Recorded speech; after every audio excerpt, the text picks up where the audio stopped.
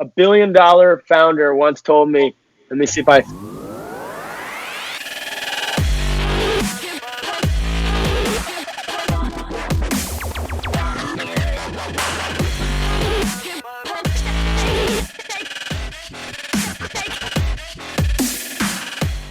Hello guys, welcome to Ask. My guest today is Andrew Lee Miller, aka Andrew Startups. Andrew, what's up?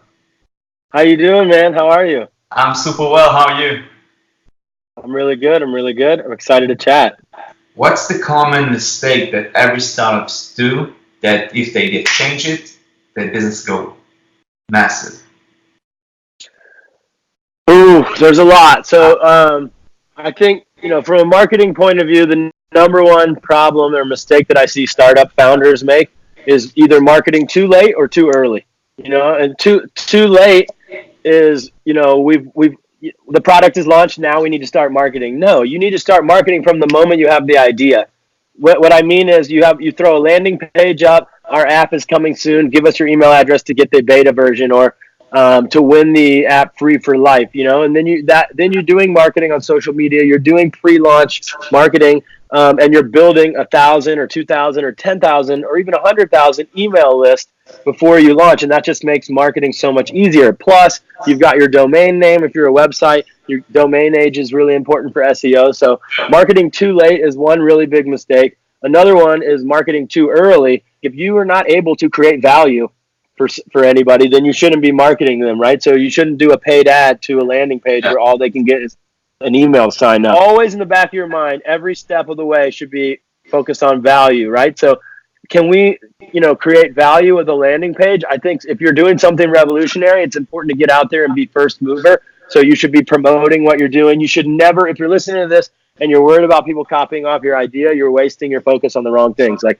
get out there, start achieving, focus on moving quickly, getting a product out there. It only needs to be an MVP when you first launch to those early beta testers. So if you get 1,000 people signing up on your email, put it out, tell them that it's buggy, get their feedback, and then fix those problems and just keep going and going and going.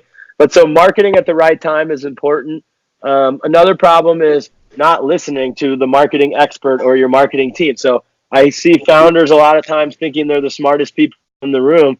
And the founders that get to multi-million-dollar, billion-dollar valuations, they focus on hiring people that they know are smarter than them at the individual thing that they're doing. There's no point in hiring someone as expensive as I am if you're not going to listen to the suggestions that I'm giving you. I'm not saying that we shouldn't have a healthy debate. We should chat and we should work through every single thing. But in the end, the data is what tells us if we should or shouldn't do anything. So when I work with startup founders that say, no, that's not going to work for our industry, Andrew, great idea, but we're not going to test that. I just go like this because there's no reason not to test something. Unless it's potentially brand damaging, and could really hurt the company, then we should test it and we should see if it's going to work, because a lot of times those things do work like crazy and your company grows for very cheap from that. So be open to every potential growth idea and take advice. But then also, the last thing, take advice, but don't. Actually, a billion-dollar founder once told me, let me see if I hear everything, but listen to nothing. That's really good advice, right? So hear all the advice, write it down, think about it, chat about it, but you don't have to listen to any of it if you don't want to. You're the founder, you're the captain of the ship in the end. And so, but you should still hear it all, right? You just don't have to listen. So that's a really good piece of advice as well. Andrew, for the end, can you say a little bit about what you're doing and how can you, if somebody wants to work with you, how can he reach you? Oh. Absolutely. So there's three main things that I do for startups, businesses. Obviously, the corporate accelerator thing, I'll leave off. If you're a corporate incubator, please just message me. I would love to chat. But for startups, if you haven't raised any money, I've spent 6 months developing an online course that teaches you how to do growth hacking across 10 different channels, templates, HD video lessons, interactive workbook, everything you need to do your own PR, your own SEO, your own app store optimization.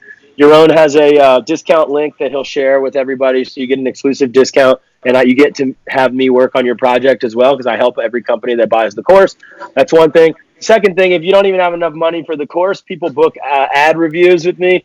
Like I said, ad reviews or just consultancy calls by the hour.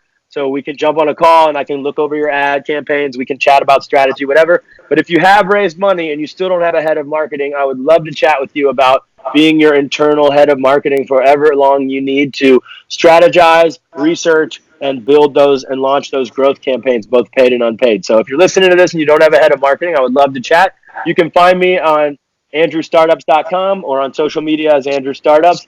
And the company is actually called Growth Experts with a Z.com. Cool. I can put the link there. Cool.